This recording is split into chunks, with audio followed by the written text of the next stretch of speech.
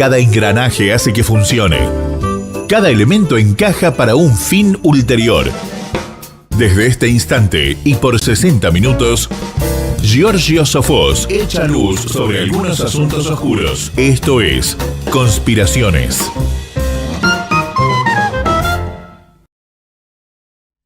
Bueno, muy buenas noches. Bueno, este es otro programa de conspiraciones.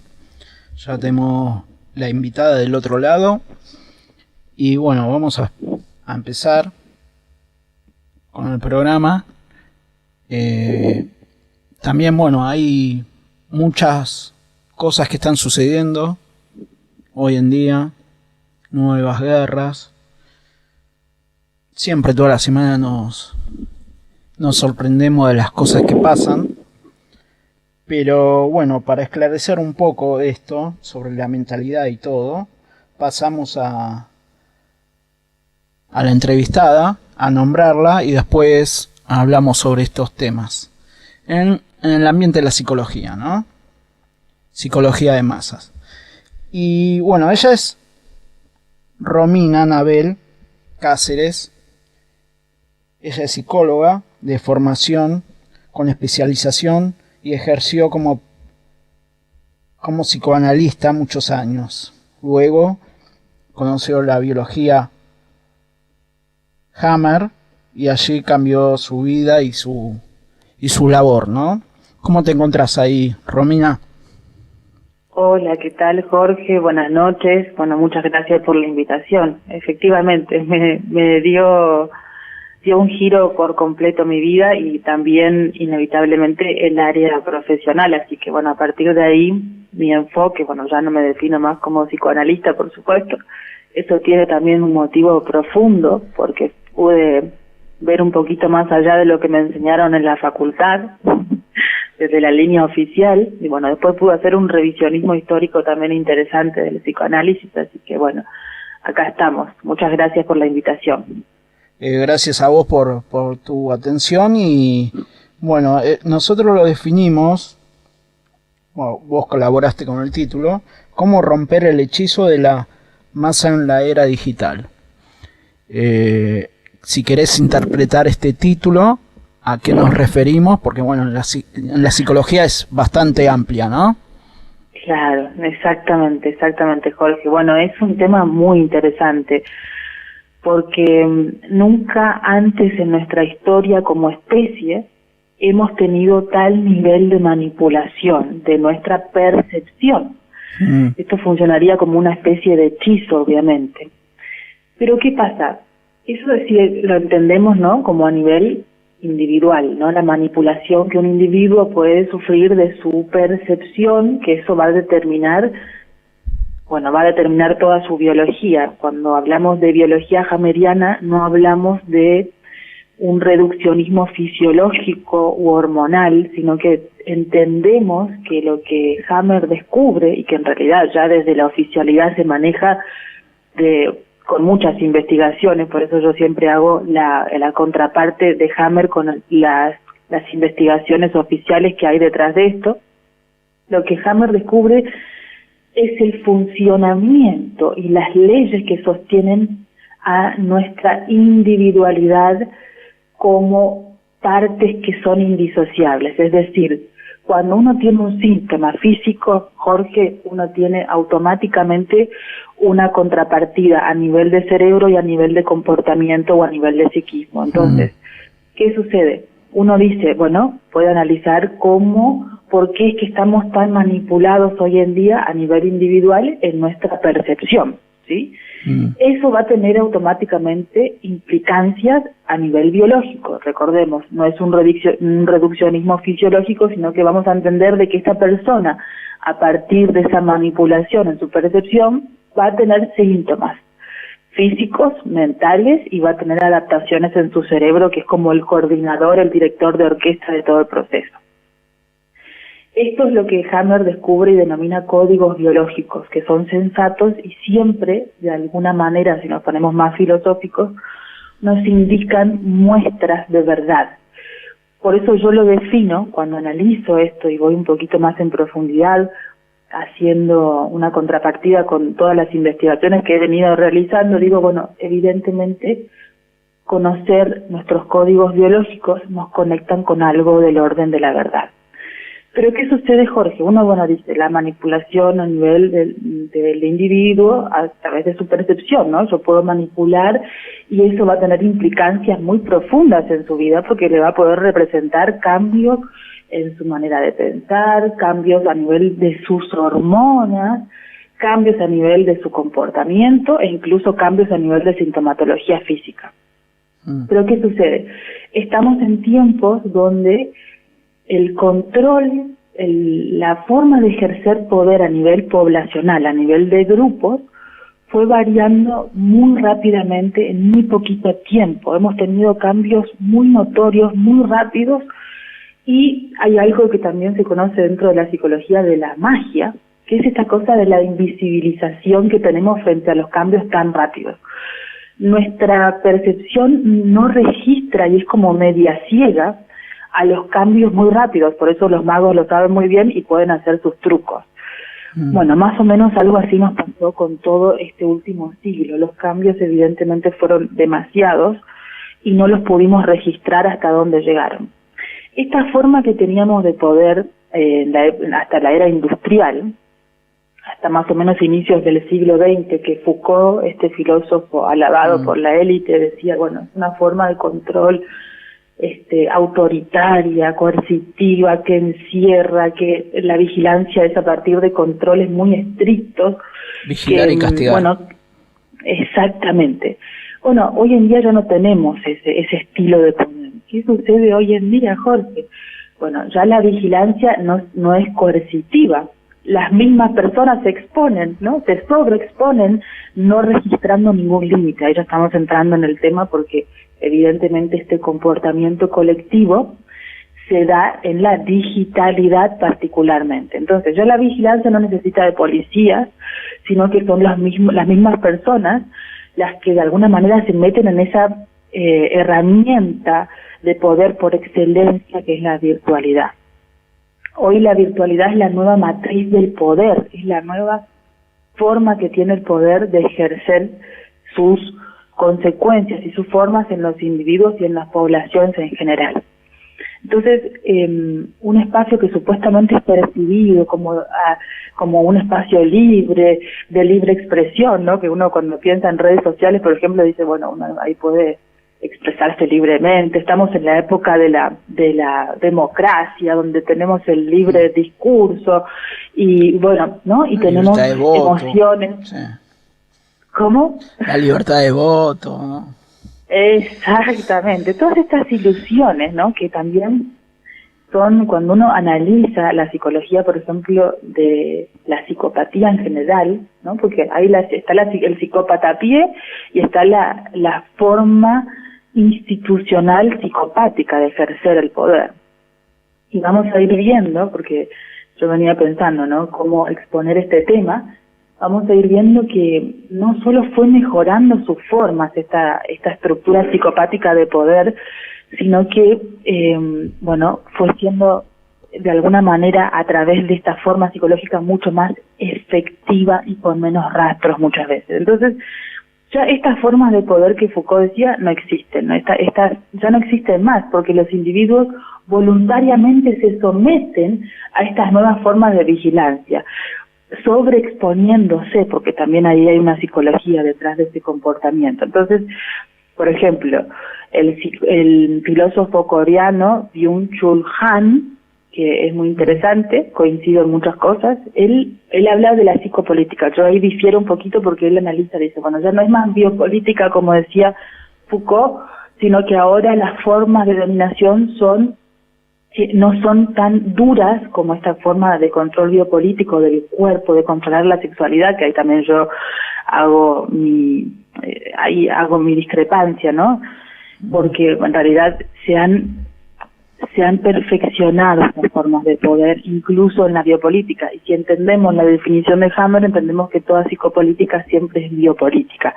Entonces ya el poder, dice Han, no se oprime desde afuera, no nos oprime desde afuera, sino que se instala a través de nuestro propio comportamiento en lo que él denomina una ilusión de la elección. O sea, es, Jorge, querido Jorge, que la forma psicopática por excelencia es hacerle dudar a su propia víctima de esta manipulación psicopática. Entonces, la forma más efectiva de dominación es cuando la propia víctima, el propio esclavo, no puede determinar sus cadenas que lo atan. Y tiene y cree que de alguna manera, por eso me pareció muy interesante la película Matrix, porque es una buena analogía también, cree que de alguna manera es libre, pero sin embargo está preso de sus propias pasiones, de su propio placer a corto plazo. Entonces nos sentimos libres, pero en realidad estamos siendo perfectamente predecibles porque estamos actuando a través del moldeado de nuestros pensamientos, también por supuesto de nuestra conducta, a través de los algoritmos. Y esto no lo digo yo, lo dicen los mismos creadores de estas plataformas como Google y como Facebook, que desde el inicio de lo que se trató con estas herramientas no era de conectar a las personas, ni hacer que estén más unidos, ni que se reencuentren con sus grupos de la infancia, no. Desde el inicio esto fue creado para manufacturar, para crear masas adictas. ¿Y por qué adictas? Porque, bueno, evidentemente este proceso, Jorge, de adicción, que de por sí genera la virtualidad, está muy ligada con este nuevo proceso de explotación, de autoexplotación, porque ya yo me voy voluntariamente a ceder mis datos, yo voy voluntariamente a exponerme, a exponer a mis hijos. O sabes, Jorge, que hace poquito hablábamos con Marcos Capes de esto, la poca conciencia que hay en general cuando uno expone a un niño en las redes, los peligros que esto tiene, el fenómeno del grooming, del acoso sexual en línea, en los niños. Esto es una barbaridad, pero la gente hoy en día ha perdido esta capacidad crítica.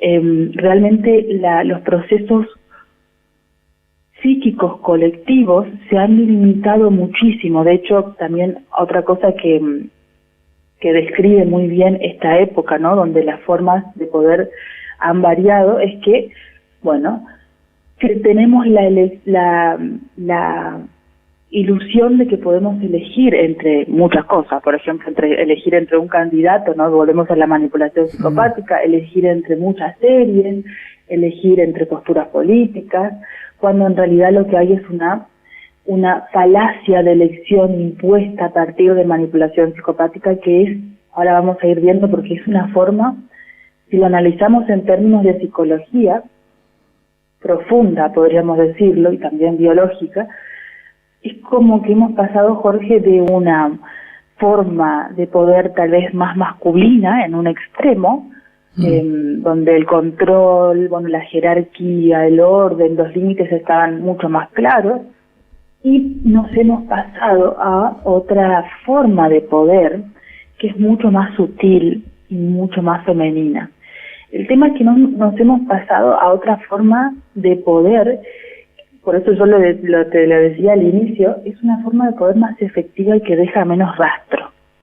Por eso, por supuesto que es más efectiva. De hecho, la psicopatía femenina es menos detectada, menos diagnosticada a nivel general, esto cuando una mujer tiene estos rasgos psicopáticos, pero cuando esta psicología femenina de poder se da en estos procesos de ingeniería social, en la virtualidad, tenemos estas formas más sutiles, pero que calan más hondo, y que generan, por supuesto, mayor efectividad en esto de controlar el discurso.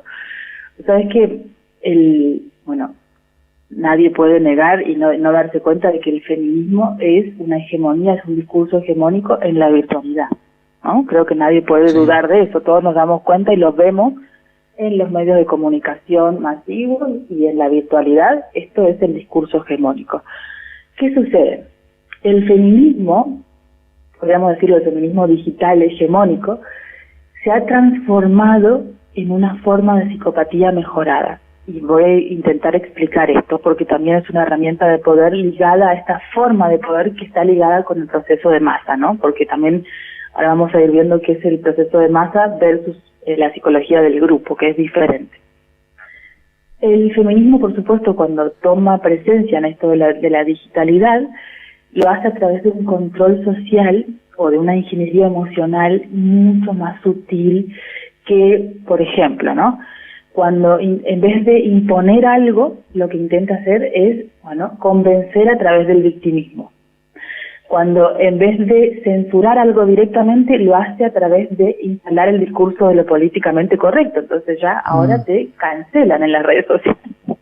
Sí. Y vos fíjate, Jorge, que es una manera muy efectiva, pero muy sutil de generar esto del control social, de controlar los procesos psíquicos colectivos, de censurar lo que yo no quiero que aparezca como forma de expresión política, de moldear la psicología, por supuesto, individual, porque esto va a ir moldeando no solo la psicología colectiva, esta psicología de masa que se presenta como acrítica, como muy receptiva de este discurso emocional, sino que a su vez también va a ir generando sintomatología específica. Yo por eso todos estos últimos años he venido analizando mucho qué síntomas vienen presentando las sociedades en el mundo. Es decir, estudiando la epidemiología podemos entender realmente qué es lo que está sucediendo a nivel social, qué es lo que está sucediendo a nivel de vínculos, cuáles son los reales problemas, más allá de lo que se diga en este discurso hegemónico psicopático que intenta manipular a los individuos para instaurar un problema que no es real. Por ejemplo, instaurar la idea de que las mujeres hoy en día siguen sufriendo violencia de género, cuando en realidad lo que sucede en la realidad, y esto a nivel mundial, es que hay violencia intrafamiliar. ¿Aumentó la violencia intrafamiliar? Sí. ¿Por qué? Bueno, evidentemente el feminismo fue parte. Lo que pasa es que ahí está toda la manipulación y la confusión. Porque, ¿qué pasa? Este discurso digital de masa propone una feminización en demasía desequilibrada, bueno, sin el contrapeso de la parte masculina. También nadie puede negar que hoy en día lo masculino está asociado a nivel general hegemónico, ¿no? En las universidades, en el discurso de las redes sociales, en los medios de comunicación. Bueno, hoy en día lo masculino está asociado a todo lo malo, lo violento, a esto que es el autoritarismo. Bueno, acá ya hay ingeniería social de larga data con la Escuela de Frankfurt, bueno, con un montón de autores, plumas políticas que han contribuido a moldear este aspecto cultural que en última instancia se transforma en esta idea colectiva que hoy en día va moldeando la biología, no solo de los individuos, sino de estas poblaciones. Entonces, sin el contrapeso de la parte masculina, lo que tenemos es un discurso que a través de la victimización, que a través de coaccionar con lo emocional, que promover el discurso de la cancelación porque la persona está diciendo algo políticamente incorrecto, lo que hace es llegar a un proceso que el opuesto de la victimización es la responsabilidad. ¿Y qué pasa, estimado Jorge? Cuando tenemos una sociedad que no se puede hacer responsable de las cosas, estamos con una población y una persona, ¿sí? Porque tiene siempre su contrapartida, que está infantilizada, que tiene una madurez, una inmadurez psicobiológica. Bueno, ahí yo te quería decir, porque también arranca mucho desde la educación también, ¿no? Que como esto del feminismo y esto del cambio, ¿no? El cambio de sexo y todo eso que van alterando con una psicología, ¿no? Pero también en muchos aspectos, también en lo sociológico y todo, como diciendo, bueno, vos estás de este lado, del otro lado. Yo ingresé unos meses en la facultad, bueno, después me fui, esta que es la UBA Nacional, y cuando estaba haciendo bueno, ahí ya veía mucha manipulación, ¿no? A los jóvenes. Y quizás los profesores del otro lado también me veían a mí, como sos una persona mayor, medio, viste, como diciendo, bueno, una molestia, ¿no? Una pequeña molestia. Pero, bueno, ahí ya se ve más o menos que va incurriendo, ¿no? porque van moldeando los cerebros de estas personas. Y lo que me parece, hay veces, complejo, es que son personas formadas, catedráticos, y hay veces cuando le querés cuestionar lo que dicen, ¿no? La frase que tienen de memoria, la defienden, pero a muerte. Y hay veces que la defienden más a muerte que una persona ignorante. Bueno, pasa en los dos ámbitos, pero la catedrática como que si tienen la cinta grabada y cuesta, ¿no? Bueno, sí, evidentemente sí, porque ya hay un proceso, este proceso más que de educación muchas veces es de instrucción, y esa instrucción es a partir de una visión fanática y no objetiva. Te hablo, por ejemplo, en mi caso, Jorge, de mi formación como psicoanalista, yo noto que había esta psicología de base, en muchos casos, no siempre, pero lamentablemente en muchos casos, se da esta psicología de culto, ¿viste? Que es esta cosa, nosotros tenemos nuestro grupo y nuestra identidad formada a partir de estos sustentos académicos y teóricos, y de alguna manera el que opina diferente, el que puede cuestionar estos modelos y estos estatutos es automáticamente señalado y resulta ser el chivo expiatorio. Pero esto que vos decías es muy interesante, Jorge, porque también, fíjate vos cómo estamos en un punto psíquico colectivo desequilibrado con esto de la sobrepercepción femenina, que es muy generalizado, porque vos fíjate que ¿qué es lo que supone este desequilibrio que tiende hacia lo femenino como psicología colectiva que se da mucho en las redes? Vos fíjate que hoy en día esta forma de agredir en las redes sociales, por ejemplo, uno puede dejar un comentario negativo a través de una cuenta falsa, es esta cosa de la difamación de la forma bien femenina. Entonces, ¿qué sucede? Por supuesto que la mujer, por naturaleza, es un ser mucho más emocional y empático que el hombre. Esto no lo digo yo, ni es una opinión, esto está probado por los estudios, por ejemplo, de Simon Baron Cohen y otros. Desde el momento del nacimiento, las diferencias conductuales son muy obvias y evidentes a nivel mundial, independiente de la cultura. Entonces, ¿qué sucede? Tenemos hoy, porque la sociedad ha puesto arriba de un altar esta psicología femenina y ha desestimado todo lo masculino, donde, por ejemplo, la percepción va a sustituir a los hechos.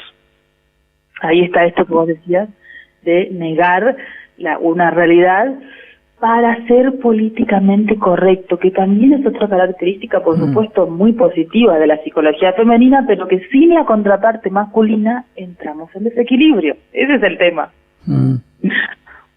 Bueno, hay, para ir a la parte más conspiranoica, un ejemplo. Bueno, divide y vencerás, ¿no? Esto es siempre, ¿no?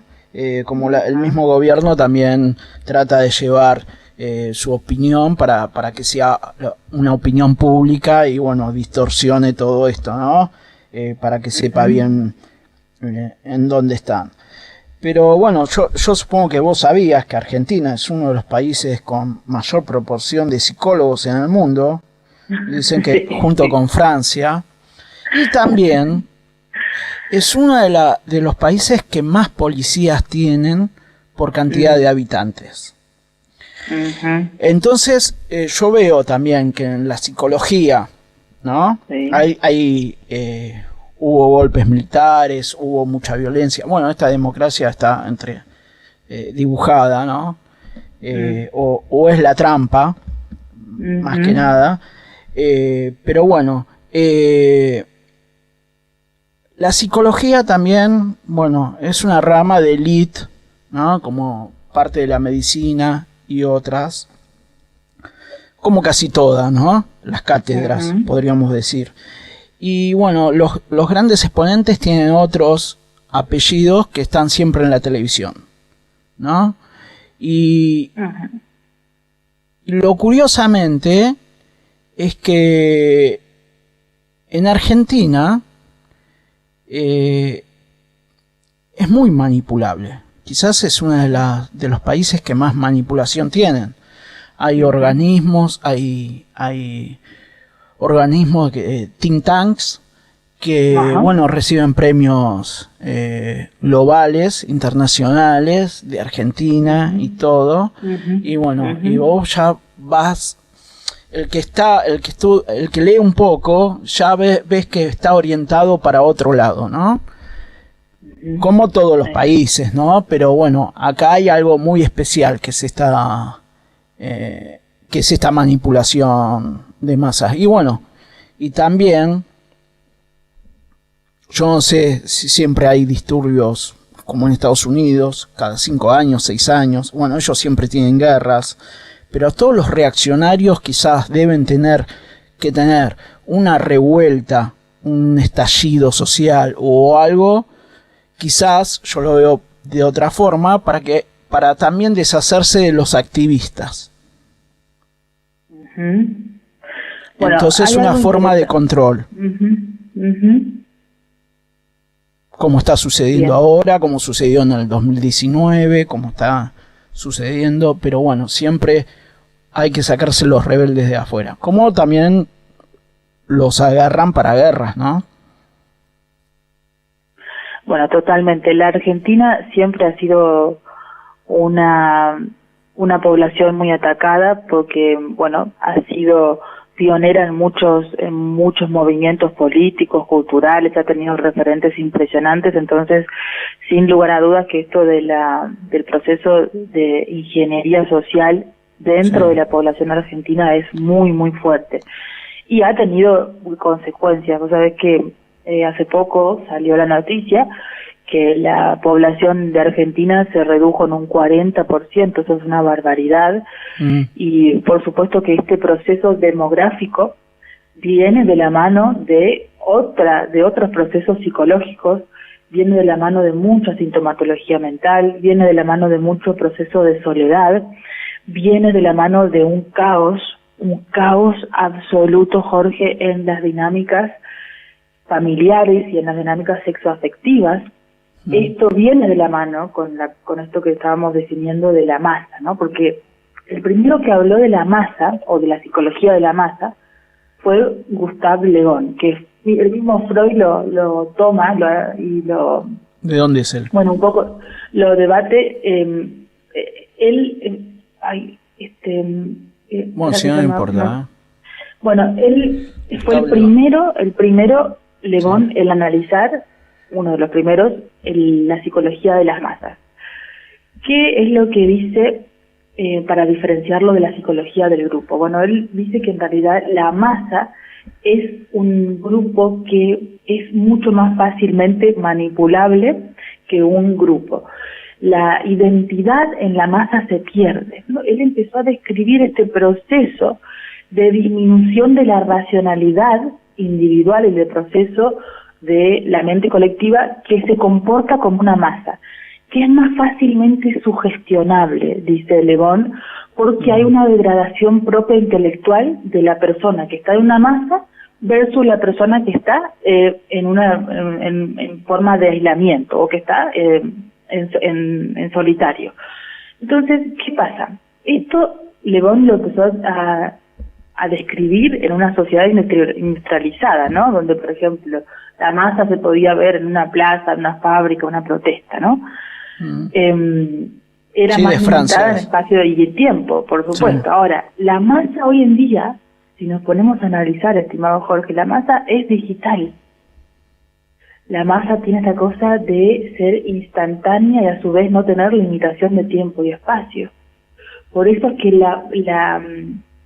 esta cosa de lo sugestionable de la masa ahora ya ha ido evolucionando y perfeccionándose para que la forma de dominación ya no sea coercitiva sino voluntaria. Las personas ceden sus datos, se exponen, no registran. Ahí tenemos otra cosa, por eso es que este proceso de digitalización viene de la mano, sí o sí, Jorge, con un debilitamiento del aspecto psíquico colectivo. ¿Por qué? Porque el aspecto psíquico en una comunidad, en un grupo, es el ordenador. Fíjate que en cualquier manada de mamíferos, los machos son los que defienden el territorio, son los que marcan los límites con el afuera. Eso en la psicología del humano también resulta clave, y hay un código biológico sagrado, te diría yo, porque hay algo detrás de estos códigos que son inteligentes y sensatos, que nos indican, como te decía, lo que realmente necesitamos. Entonces, esta masa digital se somete voluntariamente, sin registrar la parte que es un sometimiento, a dar todo. ¿Y qué le sucede a la persona en la digitalidad hoy en día? No tiene registro del límite. No hay registro del límite. Yo me expongo sin registrar hasta dónde necesito exponerme, a partir de dónde esta exposición me va a perjudicar, y es peligrosa. Eso sucede cuando hay un desequilibrio en esta psicología femenina que se da en la masa digital. Entonces, es una masa fragmentada, como vemos, decía, es una estrategia psicopática por excelencia de divide y vencerá, porque estos discursos hegemónicos son predominantes en la digitalidad, en los medios de comunicación en general, pero ya los medios de comunicación, viste, que pierden un poco fuerza frente a la misma digitalidad de las redes sociales. O sea, la gente mira muy poca tele, ¿está? En TikTok y en Instagram. Entonces, ¿qué sucede? Si Le Bon decía que la masa es estúpida por naturaleza, hoy tenemos personas que se alinean, lamentablemente, Jorge, en esta estupidez colectiva, sin darse cuenta la mayoría de las veces que esto está sucediendo. Y por supuesto que este proceso biológico termina en un proceso de inmadurez colectiva, pero también termina en una especie de trampa mental, si lo podemos definir de alguna manera, porque a su vez ahí está esto que vos bien nombrabas, Jorge, esto de los intelectuales que se defienden, ¿no?, a partir de la disonancia cognitiva. Sí. Porque este proceso de estupidización colectiva está enmascarado con una falsa idea de pensamiento autónomo y crítico, ¿no? La masa piensa o cree que piensa. Entonces es una masa emocional, es una masa que en realidad es manipulada a través de la emoción. Esto ya igualmente desde el siglo pasado se viene trabajando con la propaganda, sí. Pero hoy en día este proceso de propaganda, que es un proceso más estatal de manipulación a través del dinero de los estados, está también muy desdibujada en redes sociales. Vos sabés que esto que vos nombrabas de los intereses que hay detrás en la virtualidad, y esto de la cosa de la transexualidad promovida, que también, fíjate vos que esta ideología trans que explotó hace 15 años, bueno, también corresponde con una psicología colectiva femenina de tolerancia, de empatía extrema, de muchas veces sobreestimar los datos por valorizar demasiado la percepción del individuo. Bueno, eso es todo necesario en equilibrio con lo femenino. Pero cuando yo me puse a investigar, Jorge, sobre la financiación que tenían los influencers más famosos en TikTok, sobre todo, y en Instagram, influencers trans, empecé a investigar que había dos tipos de financiamiento. Financiamiento privado, que ahí podríamos decir, bueno, esto sí es más del lado del moldeado a través de la publicidad, etcétera, del lobby, pero también había financiación a través de organismos estatales e internacionales, pero que son de administración pública. Entonces, fíjate vos cómo ya hay un desdibujamiento de esto de lo público y lo privado, y hoy en día estos procesos de ingeniería social por eso también son muy efectivos y pueden moldear tanto la percepción, porque, por ejemplo, hoy en día tenemos otro fenómeno que en Argentina, particularmente nombrando tu ejemplo, ¿no?, del pueblo argentino, que a su vez por eso hay tanto interés en manipularlo, porque hay una fortaleza detrás de ese pueblo muy interesante, y es que hay un fenómeno que particularmente en Argentina explotó, y son dos cosas. Primero, la pubertad precoz, que como les decía anteriormente, es un síntoma biológico, una forma de expresión de lo que está sucediendo y lo que está padeciendo, los problemas sociales que tenemos, dentro del cual la digitalización es una de sus causas principales, porque los niños están siendo expuestos de manera inconsciente y sin advertir los reales peligros a la vida digital. Y esto está relacionado, uno, con la pubertad precoz, que particularmente en Argentina incluso hace unos años, desde el 2020, se armó una organización de padres. Imagínate vos, Jorge, si no será un fenómeno social. ¿En qué año? De padres en el 2020, cuando ahí te agrego algo también. Decí. Bueno, y por otro lado, esto de la disforia de género, de rápido inicio, para nombrarlo de alguna manera, porque en realidad yo estaría más de acuerdo en nombrarlo como una disforia de género inducida, ingenierizada, impuesta, que está manipulando de vuelta la percepción de las niñitas más jóvenes, púberes, que bueno, ahora empiezan a decir en masa que no son chicas, que son chicos que están en el cuerpo equivocado. Sí. Esto está ligado con el proceso de masificación y de la psicología de las masas, ligado con este proceso de manipulación y de ingeniería social. Bueno, en el 2020 que empezaron a encuartelar a toda la gente del mundo, ¿no? A dictaminar y a hacerle una psiquis, más sobre todo a los niños más chicos, ¿no? Que ven cualquier cosa y ya querían ponerse alcohol en las manos, ya los iban, ¿no? Moldeando. Acá en Argentina, si acá creo que empezó el 20 de febrero creo que empezó con todo esto. El 20 de marzo, acá me dicen. Marzo, sí. Los primeros días de marzo, que estaba involucrado también George Soros acá, con la propaganda, con todo, ¿no? Echarle la culpa, fue el que amplió, estuvo... la cuarentena, que lo usó de títere también a Alberto Fernández, a Cristina y todo. Fue con 2020, ¿con qué gobierno había? Sí, con Alberto Fernández. Bueno, en marzo se dedica, la Open Society se encarga de la educación en Argentina.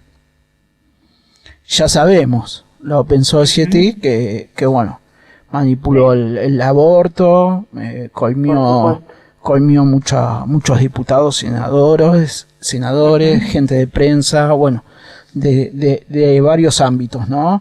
Pero ahí ya te das cuenta cómo es este poder que está por encima, ¿no? Y que cómo manejan a los gobiernos. Ese dato. Por supuesto.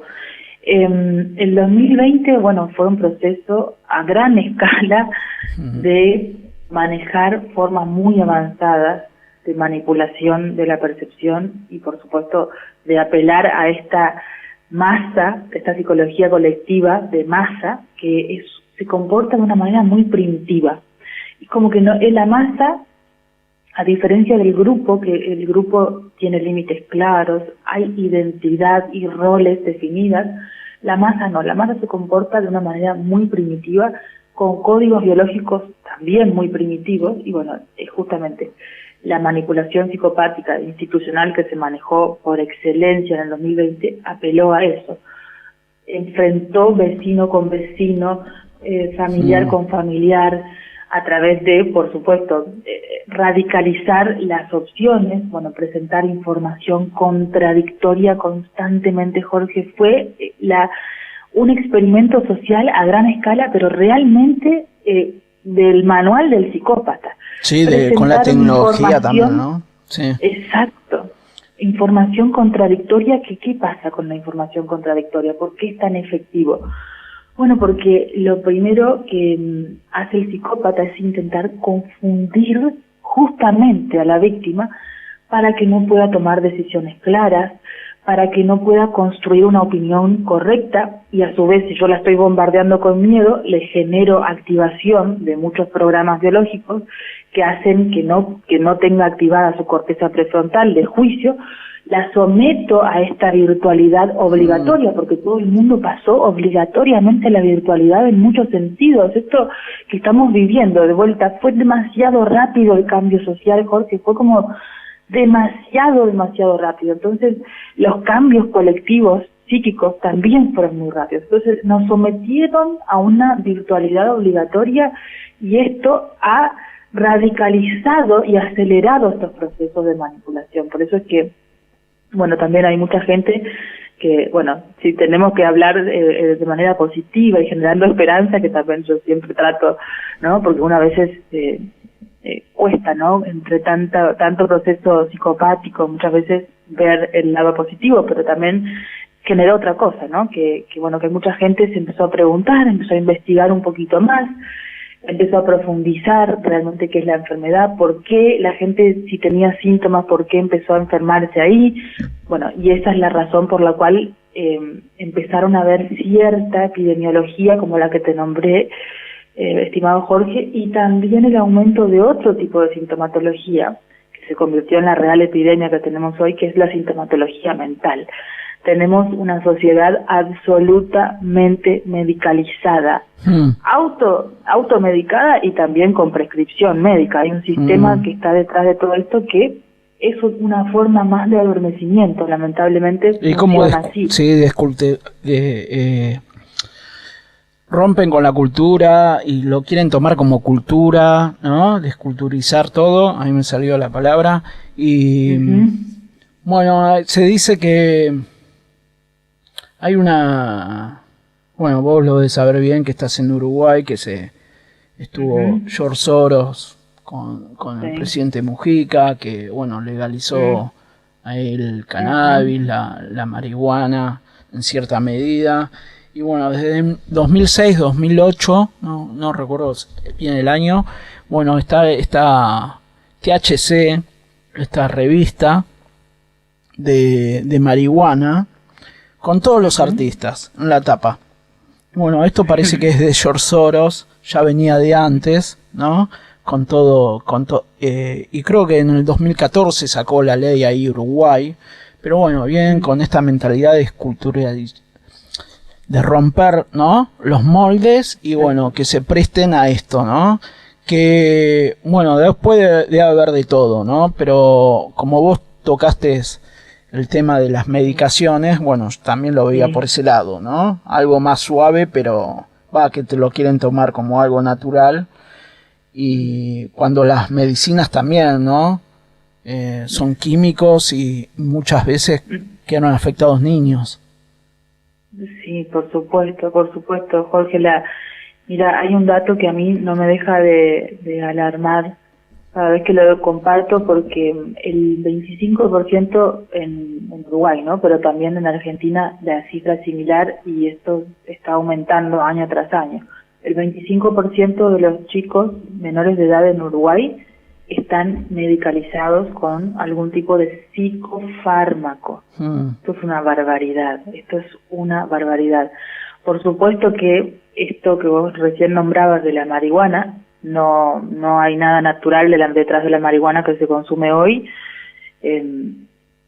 Esto por supuesto que está modificado genéticamente. Monsanto trabajó con el Estado uruguayo y con otro tipo de estados para poder cultivar estas semillas del cannabis modificadas genéticamente con altos niveles de THC. Acá un monopolio, porque decía también Mujica que iban a saber si lo que se estaba consumiendo no era la semilla esa, ¿no? Como que si ellos ya ponían el monopolio ahí. Y bueno, toda la secuencia, ¿no? Que fue allá a ver a Rockefeller y todo esto. Pero bueno, son de manual, se manejan de manual. Hay mucho para decir, como también esto de la propaganda y de acción, reacción y solución con la violencia, que quieren meter más a policía, con el aspecto también de seguridad, y te identifican mucho más, y bueno, y toda la tecnología, ¿no? pero tenemos para rato. Yo quería ahora, Romina, terminar. Sí. Nos comprometemos con otro, a ver cómo se puede salir de la Matrix, con otro programa. Está bueno. Quizás algo más, no tanto de redes, ¿no? Sino antes de lo que estaba antes de las redes, si se puede ejercer eso. Porque esto también es adicción, lo de los celulares y todo. Y quería saber cómo fue tu despertar. Si te acordás de alguna estrefa de algún libro o algo. Sí, bueno, a mí, ahora que lo mencionás, me parece interesante compartir una experiencia, más que por ahí, que motivó, porque en realidad fue un proceso. Vos sabés que, bueno, no solo yo ya no me considero psicoanalista, sino que tampoco, que en su momento lo hice, me considero feminista. Yo me consideraba en mi juventud una persona muy feminista, y así como era feminista estaba muy enojada. Entonces, ¿qué sucedió? Bueno, empecé a tener contacto con algunos autores que un poco cuestionaban esta idea radical del feminismo. Por nombrarte a alguien que se me ocurre ahora, Christina Hoff Sommers, esta autora norteamericana que denuncia este proceso de ridículo en el que muchas veces cae el feminismo actual, y bueno, y hace un revisionismo histórico muy interesante. Entonces yo empecé a darme cuenta que bueno, que yo había sido víctima de un proceso de ingeniería social. ¿Y por qué yo había sido una víctima de un proceso de ingeniería social, Jorge? Bueno, porque ¿sabes qué? ¿A qué edad? Bueno, muy jovencita, ponerle 14 años hasta toda la carrera, 24, 25 años. A partir de ahí un poco ya empezó a cambiar. Pero ahí empezó la rebeldía también tuya, ¿no? Claro, Justo. Bueno, es un proceso natural del adolescente, y bueno, y ahí voy al punto. El proceso de ingeniería es, bueno, yo provoco artificialmente ciertos cambios sociales, dinamito en realidad las estructuras sociales, por ejemplo la familia. Entonces, inevitablemente esto va a generar un sufrimiento o síntoma en las personas, en las chicas jóvenes que por ejemplo crecen sin padres o crecen con temas muy, bueno, a veces traumáticos o experiencias, bastante terribles con sus padres, ¿no? Hoy en día la figura del padre está absolutamente anulado, no solo culturalmente, hasta judicialmente está todo el sistema armado para que el padre quede por fuera. Entonces, fíjate vos cómo el sistema está tan bien armado. Primero yo dinamito la estructura social, eso va a generar síntomas, ¿no? Sufrimiento, enojo en la niña que está resentida con su padre, enojo con el hijo que también está resentido con el padre, no tengo una figura de referencia, bueno, esto podríamos ir largo y tendido. Entonces, síntomas. Y ahí aparece la manipulación psicopática por excelencia, porque el psicópata manipula a su víctima a través de su sufrimiento. El psicópata entiende a la perfección qué le pasa a su víctima, por qué le duele, porque aparte esta misma estructura psicopática creó el primer paso, que es la desestructuración de las instituciones sociales. Entonces él sabe perfectamente, el psicópata o los psicópatas, que eso va a generar síntomas. Entonces ahora lo que hace en una segunda instancia es, le dice a la víctima la causa de tu sufrimiento. No le explica la causa real, que es que tuviste una situación familiar que es producto de está inmerso en otros procesos sociales. No, te hace un reduccionismo y una confusión y te dice, en realidad la causa de todos tus males es que vos estás inmersa, por ejemplo, el feminismo, en un sistema heteropatriarcal que te quiere dominar, y todos los hombres están en contra tuya, incluido tu papá o tu novio, si tuviste alguna experiencia con un novio, lo que sea, ¿no? Hay un reduccionismo y una confusión. Entonces yo no resuelvo la causa real de la situación que generó la sintomatología, y a su vez le genero otro problema. Por ejemplo, a las chicas les generó la idea persecutoria de que hay un sistema heteropatriarcal que las quiere oprimir. No es solo que tuvo una experiencia terrible con su papá o con algún hombre, no. Es que hay todo un sistema de hombres que son malos por naturaleza y que la quieren oprimir, la quieren someter, la quieren... Entonces, claro, le estoy generando otro problema. Entonces, bueno, yo un poco fui víctima de todo esto, ni hablar, porque aparte esto reforzado en la universidad, como te decía, Jorge, con con el tema del psicoanálisis, que también es una pieza clave de toda la manipulación sexual que hoy en día, el psicoanálisis, por eso quedará para otro programa. Sí. Entonces, ¿qué sucede? Hay es un proceso perfecto de ingeniería social a través de esto que se denomina manipulación psicopática. Entonces, por ahí contarles un poco ese proceso, bueno, y que es posible salir, por supuesto. Bueno, la seguimos para la próxima. Romina, muchísimas gracias. Decinos las redes. Sí, bueno, Psicoclínica Equilibrio, los invito especialmente a los próximos cursos que tenemos intensivos de sexualidad sin ideología y de guerra psicológica, que le vamos a estar dando vía Zoom el 28, 29 de junio y el 5 y 6 de julio, así que están todos invitados. Psicoclínica Equilibrio nos encuentran en nuestra web, en nuestro Instagram y en YouTube. Bueno, muchísimas gracias. Bueno, después lo vamos a subir en video, YouTube, y bueno, es Conspiraciones Radio Medus. Bueno, nos vemos hasta la semana que viene. Muchísimas gracias, Romina. Muchísimas gracias. Bye. Ha llegado el final, pero a estar atentos, porque detrás de cada asunto aparentemente inocente hay un motivo oculto.